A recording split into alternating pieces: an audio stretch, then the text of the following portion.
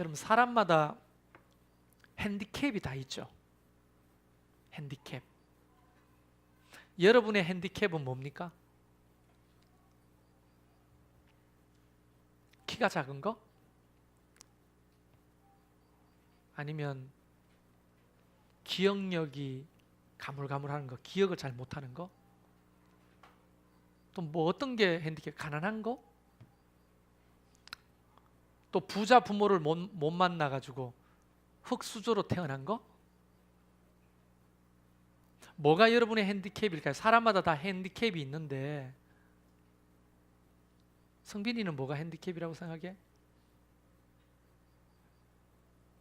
앞에 앉아있으니까 계속 질문을 받게 되는데 또 뒤로 갈라. 다음 주부터 답 안 해도 돼. 한번 생각해 보시라고요. 핸디캡이 뭐예요? 제가 핸디캡이라고 생각하는 게 여러 가지가 있는데 그 중에 하나는 너무 잘생긴 거. 이러면 여러분 웃을 줄 알았어요. 농담인 거 아시죠? 제 핸디캡은 일단 목회를 하다 보니까 나를 위해서 기도해주는 부모가 없다는 게 굉장히 큰 핸디캡이라고 생각했어요, 예전에. 그리고 저는 또 핸디캡이 있는데 우리 교단에서 가장 좋은 학교로 평가되고 있는 광나루 장신대 출신이 아닙니다. 지방에 있는 지방신학교 출신이에요. 서울에 오니까 굉장히 큰 핸디캡이더라고요. 그 다음에 또 핸디캡은 그 중에 또 하나가 이제 내가 몸이 너무 좀 연약한 거, 그런 것들이 좀 핸디캡이었다는 생각이 들었어요. 지금은 그렇지 않지만 예전에는요, 정말 이틀이 멀다 하고 코피를 쏟았어요. 예, 정말로. 누구한테 맞아서 코피를 쏟는 게 아니고 세수만 하면 코피가 나요. 결혼하기 전에요. 그러니까 그렇게 사람들이 저렇게 연약해가지고 어디에 쓰겠노 이런 말을 많이 들었거든요. 그런 자기만의 핸디캡이 많이 있잖아요. 여러분의 핸디캡은 뭐예요? 응? 우리 집 사람이 이렇게 하는 이유가 뭘까요? 네가 나의 핸디캡이다 이건가요? 네? 아니, 지 핸디캡을 찾아보라고 했지. 뭐가 여러분의 핸디캡입니까? 여러분의 발목을 잡고 있는 거. 자, 조금 더 구체적으로 말하면 여러분이 열등감을 가질 수밖에 없는 이유들. 사람마다 핸디캡이 없는 사람이 없잖아요. 모두 다 그런 약점을 가지고 있는 거예요. 다. 아마 이 약점은 나만 알고 있는 약점도 있을걸요. 여러분 누구에게도 이야기하잖아요. 자기 핸디캡. 그게 평생 내 발목을 잡아. 자, 이게 개인적으로 뿐 아니라 우리 교회의 핸디캡은 뭘까요? 여러분의 목장의 핸디캡은 또 뭐죠? 숫자가 너무 적어요. 목원들이 부자들이 없는 겁니까? 우리 교회 핸디캡이? 글쎄, 부자들이 없네. 그렇고 보이. 뭐 빌딩이라도 하나 가지고 있는 사람이 있으면 좋겠는데. 근데 아까 전에 내가 누군지 모르는데 우리 교회 앞에서 차를 타고 휙 사라지는데 보니까 볼보 타고 사라진 사람이 누구예요? 볼보를 타고 싹 사라지던데. 김영희 집사님이요? 오, 부자네. 하기야 남편이 부자지 자기가 부자는 아니겠죠.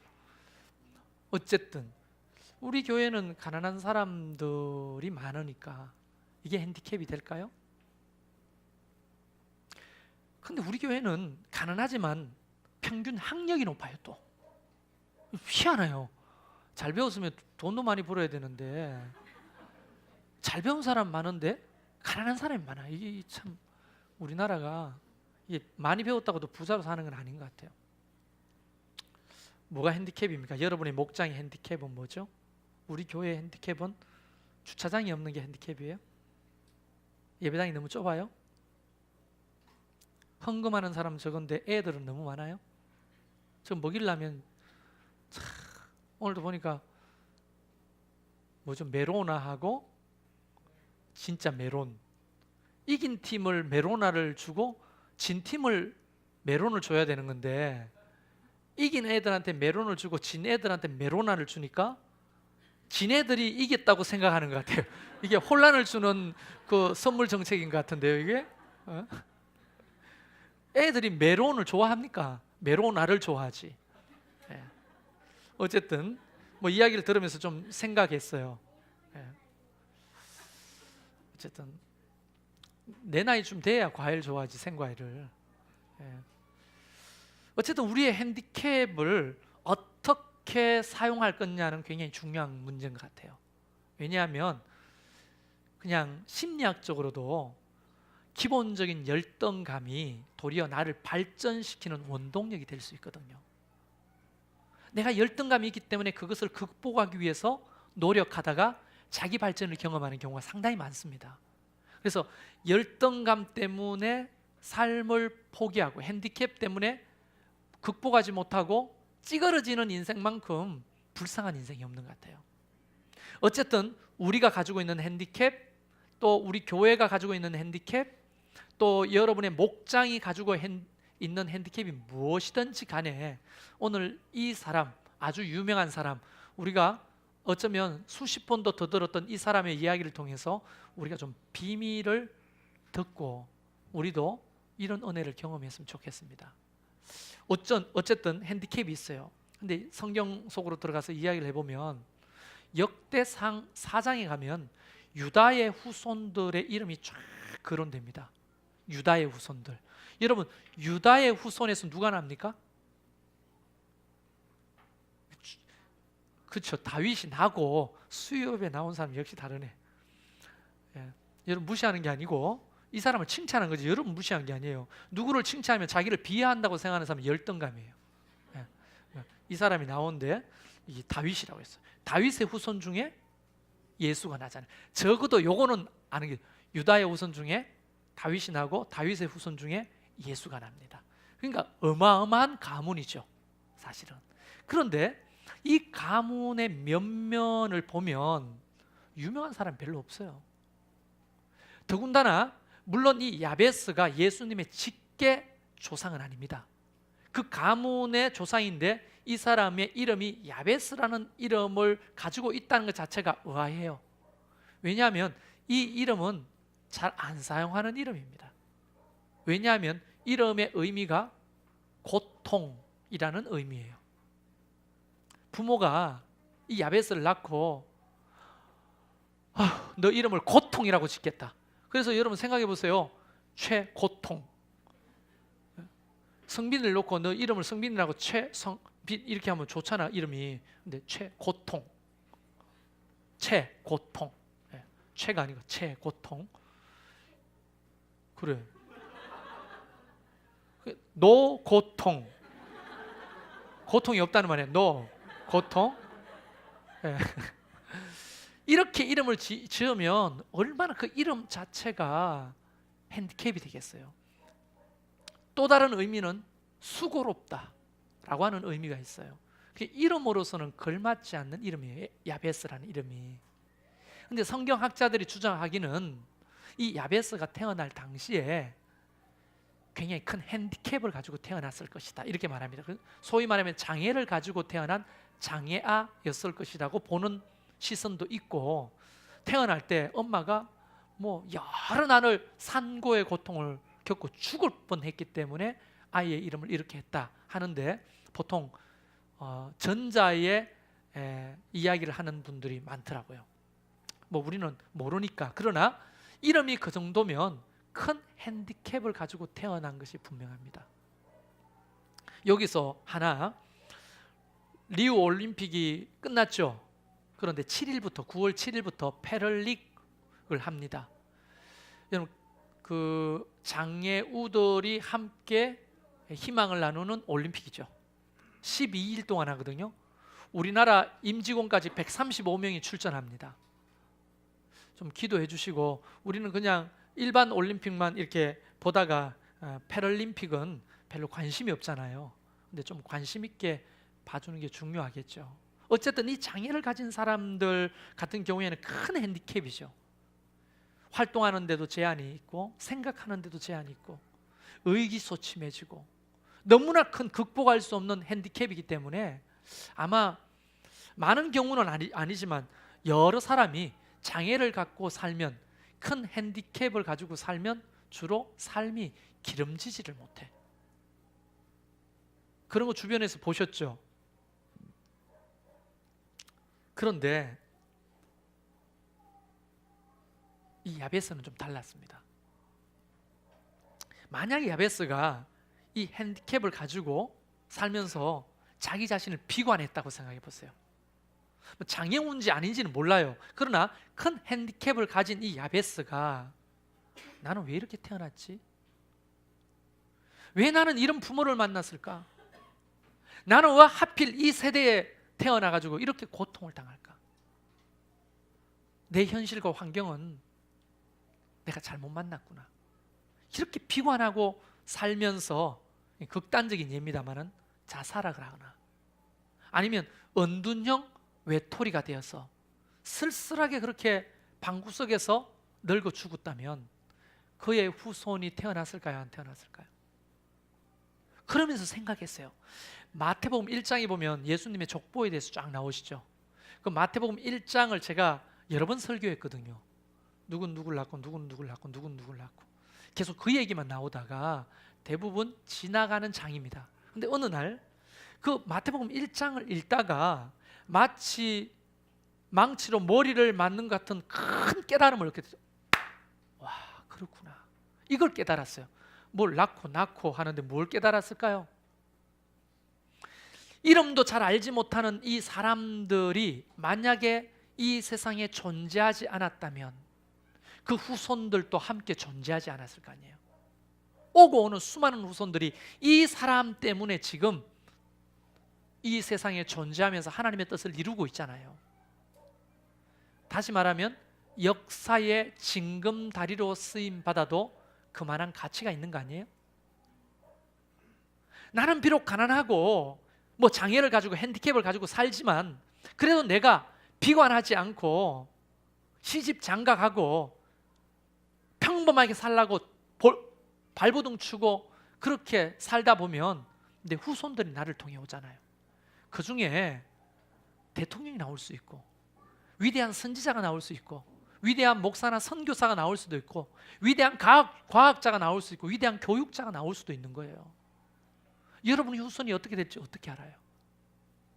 최치원 선생님이 제 31대 조상입니다.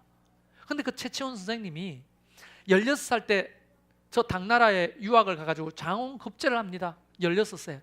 우리 집안이 그런 집안이에요. 대단하죠. 근데 만약에 그 최치원 선생님이 이 시대를 잘못하는 거구나. 그리고 이 신라의 조정은 소망이었구나. 내 같은 거 이런 신라에 살았으면 뭐 하겠나고 죽어버렸다. 그러면 이 위대한 최성열 목사가 태어났겠어요? 태어날 수가 없잖아요. 저 이쁜 예본이와 신년이 태어났겠어요? 못 태어났을 거 아닙니까? 그 교회가 만들어졌을까요? 그거는 모릅니다. 만들어졌을 수도 있죠. 누군가를 통해. 어쨌든 역사의 징검다리로 쓰임받는다고 하는 것은 위대한 일입니다. 야베스가 자기 인생을 비관하면서 나는 왜 이렇게 태어났지? 나 같은 놈은 살 가치가 없어 하고 죽어버렸다면 그의 후손은 아무도 없는 거예요. 이게 내 삶이 나로만 끝나는 게 아니고 앞으로 하나님의 계획과 섭리가 나의 후손들을 통해 이루어질 내가 짐작할 수도 없는 어마어마한 일 말이에요. 그래서 제가 옛날에 동화 하나를 만들었잖아. 물론 모르겠지만 사과씨가 이런 생각을 했어요. 땅바닥에 떨어져서 사과가 떨어져서 썩어지고 있었어요. 벌레들이 막 사과를 깔아먹고 점점점 씨인 자기에게로 벌레들이 다가오는 거예요.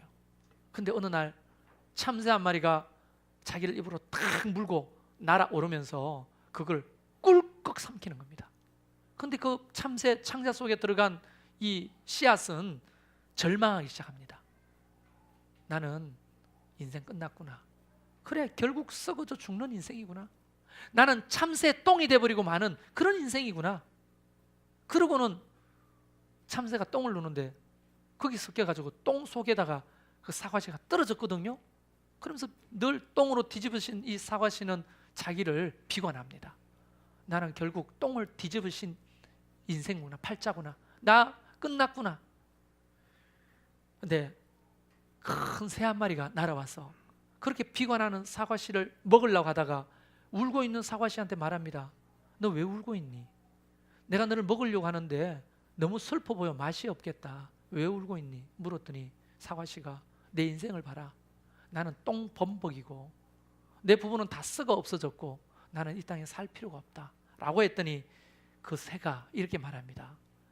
그래, 겉으로 보긴 그렇지만 네가 뿌리를 내리고 또는 자라서 사과나무가 된다면 너를 통해 이 땅에 열릴 사과의 개수는 짐작할 수가 없을 거야. 그리고 그 사과씨는 그제서야 희망을 얻고 참새똥 속에서 뿌리를 내려 큰 사과나무가 되어 정말 그 새가 말하는 대로 상상할 수 없는 수많은 열매를 맺고 살았다라고 하는, 황당해요. 애들은 되게 좋아하는데. 여러분, 이 사과씨 속에 비관처럼, 사과씨처럼 비관하고 만약 그가 뿌리 내리기를 포기했다면 어떻게 돼요? 그걸로 끝나는 거죠. 그러나 그 사과씨 속에 사과 개수를 짐작할 수 있나요? 여러분의 인생은 물론 비관은 아닙니다만 이렇게 표현합시다. 이 모양 이 꼴이라 생각하더라도 우리 후손을 통해 올 하나님의 거대한 역사는 우리가 사과씨 속의 사과 개수처럼 짐작할 수 없는 거예요. 할렐루야. 야베스는 그것을 알았던 것 같아요. 그래서 비록 핸디캡을 가졌지만 그는 극복하기 시작했는데, 물론 야베스가 극복할 수 있었던 굉장히 중요한 요소는 믿음이었어요. 자, 그는요 이렇게 하나님 앞에 기도합니다. 하나님, 나의 지역을 넓혀 주십시오. 여러분, 이 기도가 얼마나 대단한 기도냐 하면 이런 겁니다. 삶의 바운더리가 너무 축소돼요. 장애우들은요 가는 길도 한정돼 있잖아요. 그렇잖아요. 우리 최수홍 권사님 저 전동 오토바이 타고 다니시잖아요. 그거 타고 어디까지 가보셨어요?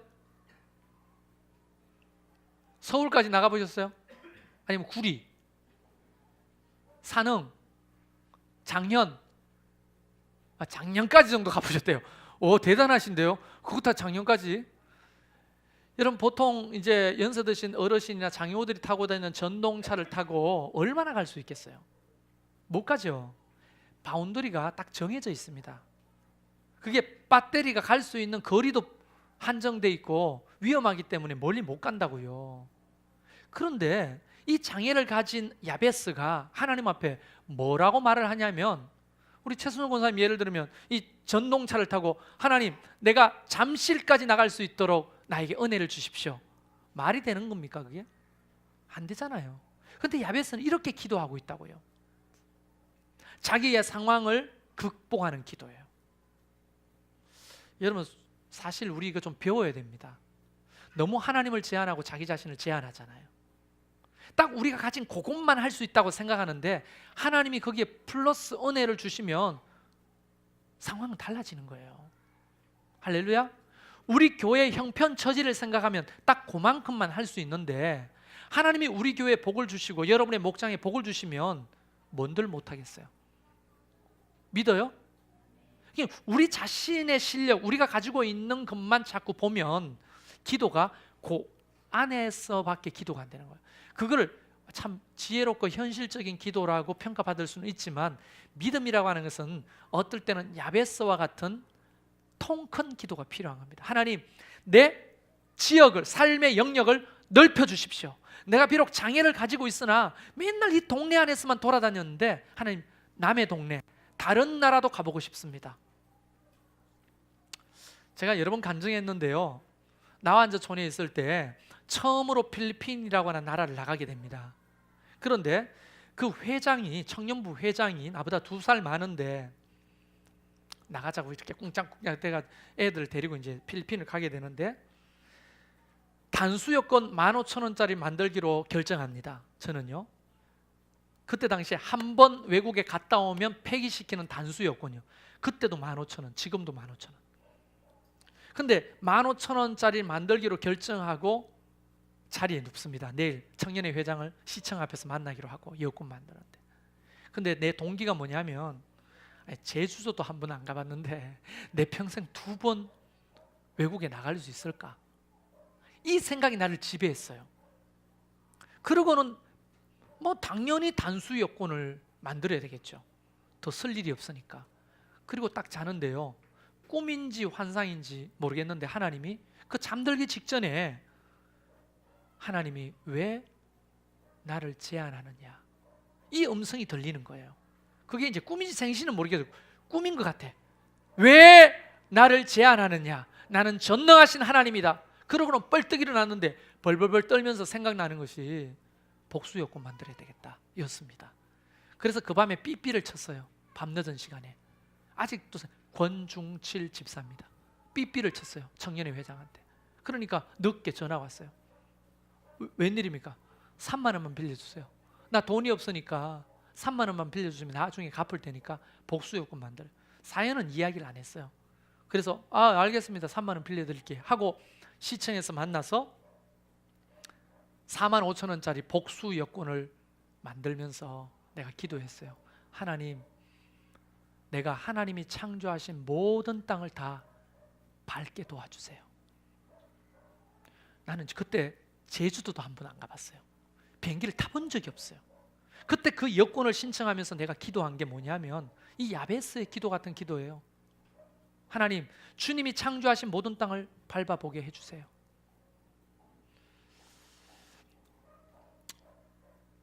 유엔에 가입되어 있는 나라의 수가 275개인가 그렇죠? 그런데 아직 진짜 많이 못 밟아봤죠. 내가 간 나라가 28개인가 정도 나라밖에 안 되더라고요.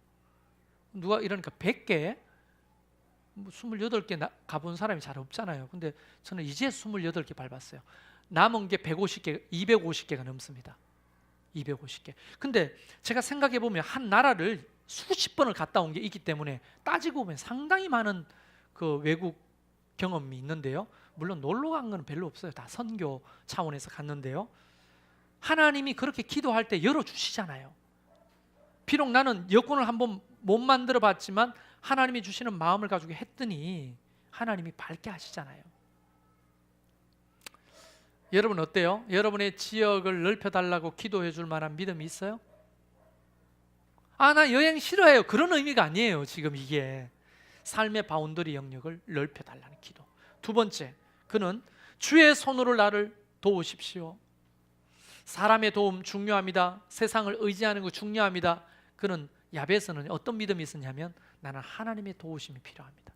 하나님의 손으로 먼저 나를 도와주세요. 어때요, 여러분? 이런 방식의 설교가 재미없는가 보군요. 조는 사람이 꽤 많네요. 네. 근데 좀 던질 게 없네. 던질 게 없어. 자, 여러분, 주의 손으로 나를 도와주십시오. 그 기도를 할 수 있는 저와 여러분이 되면 좋겠어요. 내가 가지고 있는 힘, 내가 가지고 있는 지식, 내가 가지고 있는 경험, 사람이 나를 도울 수 있는 백, 힘, 그것도 필요한데요. 그거 필요 없다는 말이 아니고 하나님의 손으로 나를 도우소서라고 하는 당찬 기도를 할 줄 알아야 돼요. 우리 자녀들을 하나님 도와주세요. 내 사업과 직장을 하나님이 도와주셔야 돼요. 내 믿음을 하나님 도와주세요. 우리 목장을, 이 교회를 하나님이 도와주세요. 하나님의 손으로 직접 도와주세요. 그런 기도가 핸디캡 때문에 생기는 기도 아니겠어요? 세 번째, 나를 환난에서 벗어나게 해주십시오. 이게 야베스의 기도거든요. 여러분, 환난은 뭡니까? 그 고통, 핸디캡을 가지고 있는 자체가 환난 아닙니까? 여러분 만약 장애를 가지고 산다면 그 살아가는 삶 자체가 환난 아니겠어요? 근데 그 환난에서 벗어날 수 있도록, 그 말은 현실과 상황을 극복할 수 있도록 나를 도와달라는 겁니다. 좀처럼 벗어날 수 없죠. 소위 우리는 그걸 현실이라고 말합니다. 예수 안 믿는 사람은 팔자라고 말합니다. 좀처럼 그걸 극복할 수가 없어요. 가난을 극복할 수도 없고 신분을 극복할 수도 없고 무슨 지역을 극복할 수도 없고 능력을 극복할 수도 없고 너무 사는 게 힘들어. 삶의 연속이 환난이야. 하루하루 견디면서 살아 그냥. 근데 하나님 앞에 현실과 상황을 극복할 수 있는 지혜와 명철을 구하고 있잖아요. 이런 기도가 여러분의 기도 중에 있기를 바랍니다. 마지막으로 근심이 없게 하옵소서. 하나님의 샬롬 안에 살 수 있도록 도와달라. 여러분, 이 기도가 어떤 기도냐면요, 좀 묵상해 보면 근심이 없다는 것은 참된 평안을 누리는 거거든요. 환경이 평화롭기 때문에 내가 평화로운 게 아니라 환경은 여전히 환란이 가득하지만 내 마음의 평화를 얻을 때는 이게 굉장히 힘입니다. 여러분, 이번에 양궁이요, 금메달, 은메달, 동메달 다 휩쓸었는데요. 우리나라 양궁 선수들이. 그 양궁 선수들이 제일 먼저 하는 훈련이 뭐냐 했더니 그 극한 훈련을 많이 하는데요. 공포 체험 훈련하는 공포. 군대 가가지고 최악의 공포의 상황을 경험한대요. 상상을 초월하는. 그리고 막 깽가리치고 북치고 하는 그 막 빵빠레 울리고 시끄러운, 여러분 훈련 장면 뉴스에 보셨죠? 야구장에서 한쪽에서 그 시끄러운 그 속에서도 흔들리지 않는 걸 연습한대요. 그리고 막 선풍기 틀어놓고 비바람을 만들어 놓고 그 속에서 또 비를 맞으면서 활을 쏜대요. 그렇게 하니까 어떤 상황 속에서도 쏘는 거예요. 특히 지난 베이징 올림픽 때 기억나시죠? 우리 양궁 선수들이 결승전에 올라갔는데 일부러 호각 불고 박수 치고 깽가리 치고 그 중국의 그 응원단들이 막 그렇게 방해했어요. 그래도 우리 양궁 선수들이 조용하게 빽빽빽빽 막 해도 내면이 평화로우니까 자기 실력을 드러내는 거예요. 자기 실력을. 보통 메시가 우리 전 세계에서 축구를 가장 잘하는 사람 메시라고 보는데, 근데 이상하게 페널티킥 실축을 많이 해요. 실축을. 아니 골을 수없이 넣는 사람인데 페널티킥은 뭔지 여성분들 아시죠? 골키퍼 서 있고 공초기 놓고 그냥 뛰어가 차 넣는 겁니다. 그런데 마음이 흔들리더라는 거예요. 이게 마음이 불안해지면 어떻게 됩니까? 제 실력을 발휘 못하는 거예요. 근데 근심이 없게 하옵소서라고 하는 이 메시지는 내면의 샬롬 가운데 거할 수 있도록, 비록 내가 실력은 요만큼밖에 없지만 그 실력이라도 드러내려면 내 마음이 평안해야 되는 거예요. 근데 어때요? 주변은 여전히 환란이, 여전히 많은 어려움과 아픔이 가득하잖아요. 그렇죠? 그러니까 내면이 평안해야 되는 거예요. 자, 정리를 해보자면 모든 핸디캡을 극복할 수 있도록 도와달라고 기도하고 있는 겁니다. 모든 핸디캡을 극복할 수 있는 믿음을 달라고 기도하고 있는 거예요. 이 야베스의 기도를 한마디로 정리하면, 하나님 그 핸디캡을 극복할 수 있도록 도와주십시오. 지역적인 핸디캡, 능력의 핸디캡, 환경의 핸디캡, 모든 핸디캡을 극복하는 믿음을 나에게 달라는 겁니다. 이 기도가 왜 유명한 기도가 된 줄 아세요? 이 기도는, 이런 비슷한 기도는 성경에 찾아보면 유사한 기도가 상당히 많습니다. 우리는 이런 기도 안 해요? 하죠. 근데 왜 야베스의 기도가 유명하냐면 어떤 상황 속에서 그 기도를 하느냐가 중요하기 때문입니다.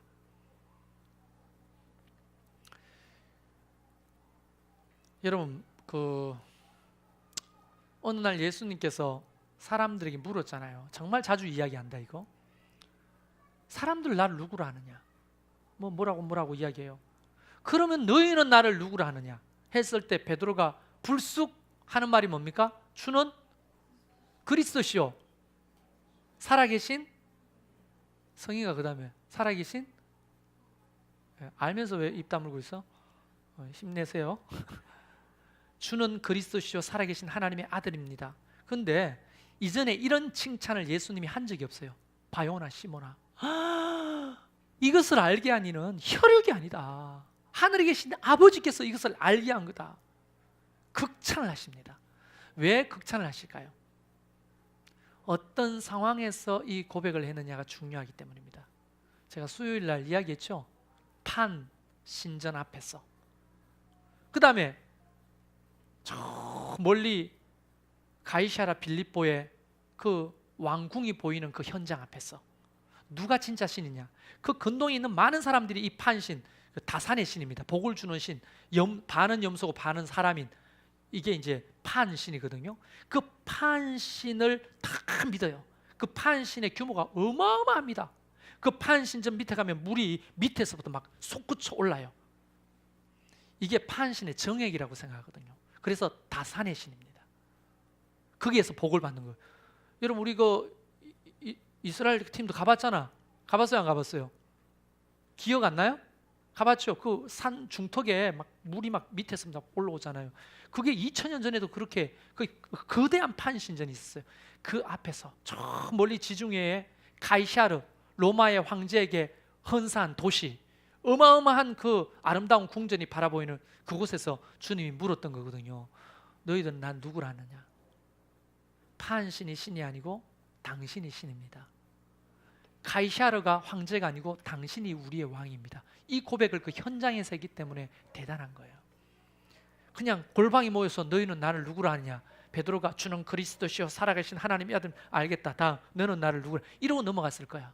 근데 그 어마어마한 신전 앞에서, 어마어마한 궁전 앞에서 물어보는 거예요. 사람들은 다 이를 신이라고, 다른 사람은 다 저를 왕이라고 하는데 나는 주가 그리스도시요 왕이시고 살아계신 하나님의 아들 신입니다.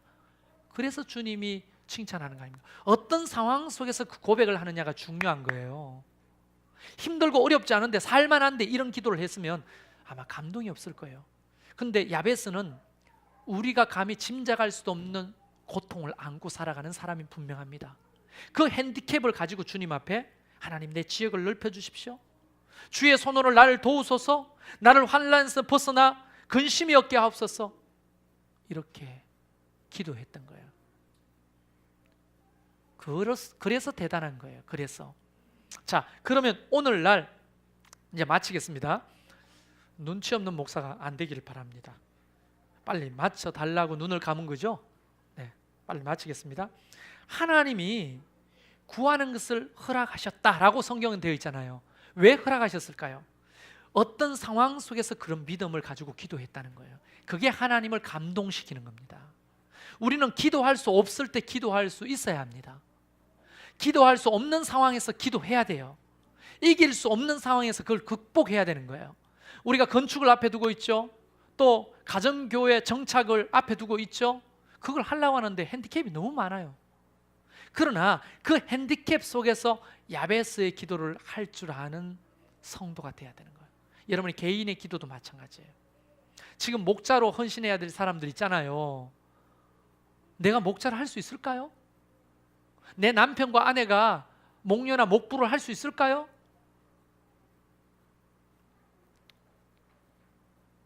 주의 손으로 도우시면 할 수 있습니다. 그걸 극복하는 것들을 훈련해 보는 거예요. 그래서 헌신을 요구할 때 비록 내가 핸디캡이 있지만 주님, 내가 여기 있사오니 나를 보내소서, 그 이사야의 고백처럼 하는 사람을 통해 야베스의 복을 누리게 하시는 거예요. 할렐루야. 저도 하나님 앞에 마찬가지죠. 내가 건축을 할 수 있겠어요? 개척을 할 수 있겠어요? 나 같은.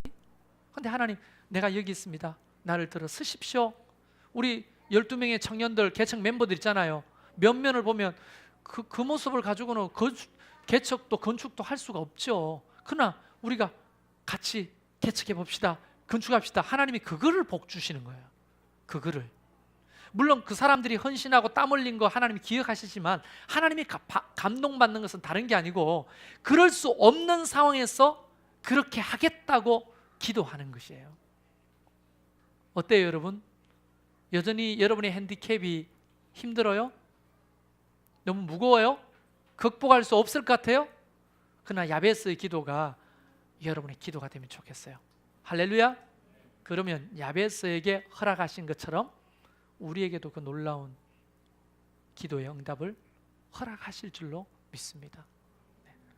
우리 이 시간 이 말씀 생각하면서 좀 찬양하고 싶습니다.